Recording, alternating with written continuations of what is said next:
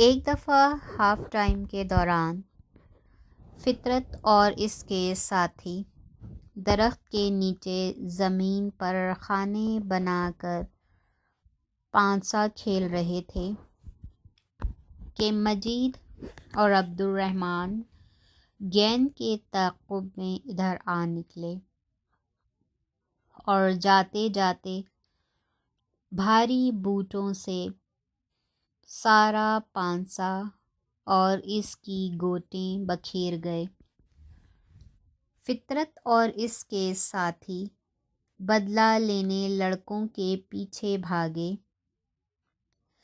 تو وہ ہو ہا کرتے اسکول سے باہر بھاگ گئے۔ وقفے کے بعد اسکول دوبارہ لگا تو یہ کھلنڈرے لڑکے کلاس میں واپس ہی نہ آئے۔ اسکول میں فطرت کے دوست صرف 4-5 تھے: یعقوب، صادق، بشیر، شاہد عرف کٹا۔ ان میں سے فطرت کی زیادہ تر دوستی شاہد سے تھی، جو کبھی کبھی اس کے گھر بھی آ جاتا تھا، لیکن فطرت اور اس کی ٹولی کبھی بھی جمشید اور اس کی پارٹی کا غلبہ نہ توڑ سکی۔ دوسروں کی زیادتیاں سہنا فطرت کی عادت بن گئی تھی۔ اب وہ ماسٹر جی سے شکایت کرنے یا زبردستی کرنے والے لڑکوں سے بدلہ لینے کے بجائے ہر بات برداشت کرنے کی کوشش کرتا۔ فطرت کی عمر کے لڑکے کے لیے یہ رویہ اختیار کرنا بہت مشکل تھا، لیکن فطرت کی خوبی یہ تھی کہ وہ جذبات کی رو میں برے بھلے کی تمیز ملحوظ رکھتا تھا۔ اسے اکثر اپنی ماں کی نصیحت یاد آ جاتی تھی کہ بیٹا، کسی سے لڑائی جھگڑا نہ کرنا، ہر چیز برداشت کرنا، جی لگا کر پڑھنا۔ ماں کی نصیحت نے فطرت کو پڑھائی میں تیز اور لڑائی میں کمزور بنا دیا تھا، اور کوئی ایسی حرکت نہیں کرنا چاہتا تھا جس سے اس کی شکایت اس کی ماں تک پہنچتی اور اس کی دل آزاری ہوتی۔ یہ سوچ اگرچہ روایتی لحاظ سے 8ویں طالب علم کی سوچ سے مطابقت نہیں رکھتی تھی، لیکن شاید زمانے کے تھپیڑوں نے فطرت کو وقت سے پہلے ہی سمجھدار بنا دیا تھا۔ فطرت کی ماں کی خواہش تھی کہ وہ پڑھ لکھ کر اوورسیئر بنے۔ اوورسیئر بنانے کا خیال بہت پرانا تھا۔ ریشمہ 2-3 مرتبہ فطرت کے باپ کرم دین کے پاس اکاڑا، دیپال پور اور سرگودھا جا چکی تھی۔ اس نے کرم دین کی زبانی کئی بار اس قسم کے جملے سنے تھے کہ اوورسیئر صاحب کا حکم یہ ہے کہ فلاں کام فوراً کیا جائے۔ اوورسیئر صاحب نے بلایا ہے، اوورسیئر کا پیغام آیا ہے۔ تب سے ریشمہ کے دل میں یہ خواہش پرورش پا رہی تھی کہ وہ اپنے بیٹے کو اوورسیئر بنائے۔ 1-2 مرتبہ اس نے کرم دین مرحوم کی زبانی SDO صاحب کا ذکر سنا تھا، لیکن صرف 1-2 مرتبہ۔ ریشمہ کا خیال تھا کہ جس افسر کا ذکر کم ہو وہ چھوٹا افسر ہوتا ہے، اور جس افسر کا ذکر زیادہ ہو وہ بڑا ہوتا ہے۔ وہ اپنی فطرت کو بڑا افسر دیکھنا چاہتی تھی، یعنی اوورسیئر۔ یہی وجہ تھی کہ وہ جب 9ویں جماعت میں پہنچا تو اس نے ماسٹر جی کے مشورے سے سائنس اور ڈرائنگ کے مضامین اختیار کیے۔ حالانکہ دو اردو اور فارسی نسبتاً آسان سمجھے جاتے تھے اور ان میں نمبر بھی اچھے خاصے آ جاتے تھے۔ خوش قسمتی سے فطرت کو بہت اچھے ڈرائنگ ٹیچر مل گئے۔ فطرت اور حقیقت استادوں کے معاملے میں ہمیشہ خوش قسمت رہا۔ انہوں نے اس کا اردو خط دیکھا تو بہت خوش ہوئے۔ فطرت نے بتایا کہ یہ پرائمری سیکشن کے منشی دین محمد کی دین ہے، جنہوں نے مجھے تختی لکھنا سکھایا۔ ڈرائنگ ماسٹر ذوالفقار نے کہا، اس سے پتہ چلتا ہے کہ تمہارے ہاتھ میں صفائی ہے، تم اچھی ڈرائنگ کر سکو گے۔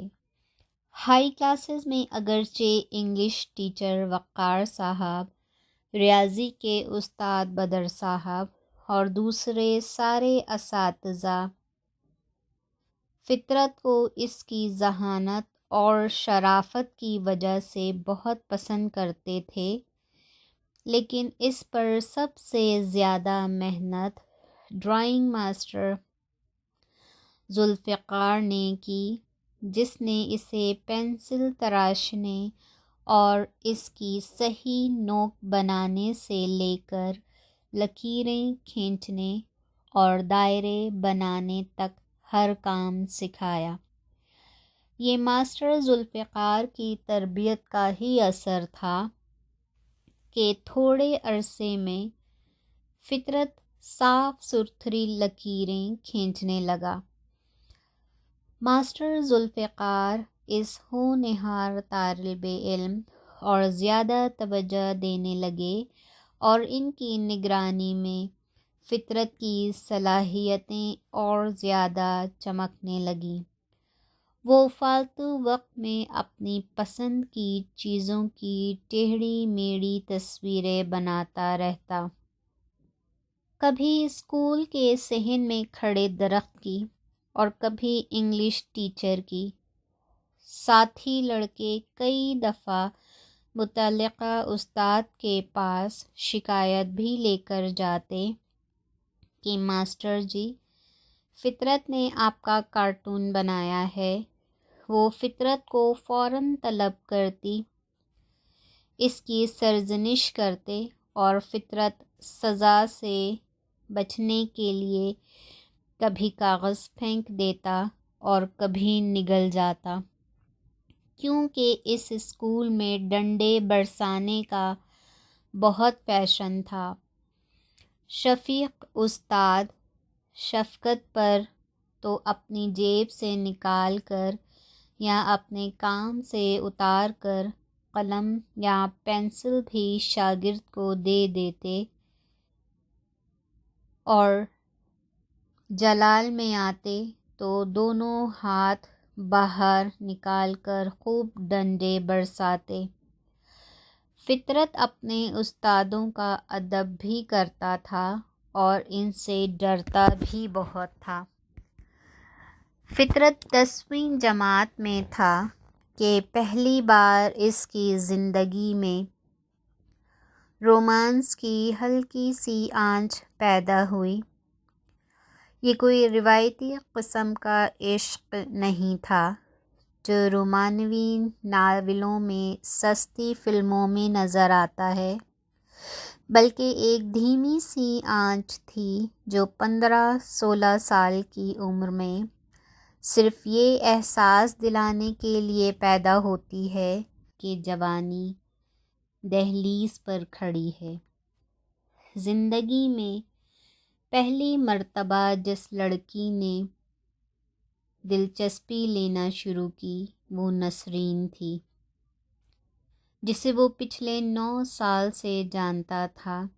ان 9-10 سالوں میں اگرچہ وہ ایک ہی گھر میں رہے، ساتھ ساتھ پلے بڑھے اور عمر کے ایک ہی جتنے سال اکٹھے گزارے، لیکن ان کی پرورش کے خطوط بالکل متوازی رہے۔ نسرین صبح کے وقت اپنی پسند کا ناشتہ کرتی، اپنے پسند کے کپڑے پہنتی، کار میں اسکول جاتی اور ہر قسم کے ناز و نمس سے فیضیاب ہوتی۔ اس کے برعکس فطرت بچی کچی روٹی، باسی یا تازہ، کھا کر پیدل اسکول جاتا، میلے گیروی رنگ کے کپڑے پہنتا، اسکول میں کبھی ٹاٹ اور کبھی مٹیالی زمین پر بیٹھتا، دن بھر امیر اور طاقتور لڑکوں کی جھڑکیں کھاتا اور سپہر کو گندے چہرے اور گندے کپڑوں سمیت واپس سرونٹ کوارٹر میں آ جاتا۔ فطرت نے جب سے ڈرائنگ سیکھی تھی، اس کو انسانی چہرے بنانے کا بہت شوق ہو گیا تھا۔ کبھی وہ بوٹا خان کا مونچھوں والا چہرہ بناتا اور کبھی شیخ صاحب کا داڑھی والا نورانی چہرہ۔ اکثر ان چہروں اور اصلی چہروں میں بہت کم مماثلت ہوتی، لیکن فطرت کو یہ اطمینان تھا کہ چہرے کی ہر چیز اپنی جگہ پر ہے۔ کان کی جگہ کان، آنکھ کی جگہ آنکھ اور ہونٹ کی جگہ ہونٹ۔ اگر آنکھ ذرا بڑی چھوٹی ہو جاتی، ہونٹ ذرا سا لٹک جاتا یا مونچھ ضرورت سے زیادہ اکڑ جاتی تو وہ اس سے دل برداشتہ نہیں ہوتا، بلکہ ایک کے بعد دوسرا اور دوسرے کے بعد تیسرا چہرہ بناتا رہتا۔ متواتر مشق اور ماسٹر ذوالفقار کی رہنمائی میں چند مہینوں کے اندر اندر فطرت نے اس کام میں اچھی خاصی مہارت حاصل کر لی۔ فطرت نے زندگی میں پہلی مرتبہ دل لگا کر جو پینسل اسکیچ بنایا وہ نسرین کا تھا۔ موٹی موٹی آنکھیں، بھرے بھرے گال، گالوں میں مسکراہٹ کا ہلکا سا گڑھا، بالوں کی لٹ ماتھے پر لٹکتی ہوئی، چہرہ حشاش بشاش۔ فطرت کا خیال تھا کہ وہ ایک تحفے کے طور پر یہ تصویر نسرین کو پیش کرے گا، وہ اس کی داد دے گی، شکریہ ادا کرے گی اور طبقاتی فرق کو بھول کر اس کی محبت کا جواب محبت سے دے گی۔ لیکن ساتھ ہی ساتھ اس سے ڈر بھی لگتا تھا کہ اگر نسرین نے بیگم صاحبہ سے شکایت کر دی تو انہوں نے گھر سے نکال دینا ہے، اس کی پڑھائی کھٹائی میں پڑ جائے گی، اس کی ماں کون یا ٹھکانہ ڈھونڈتی رہے گی۔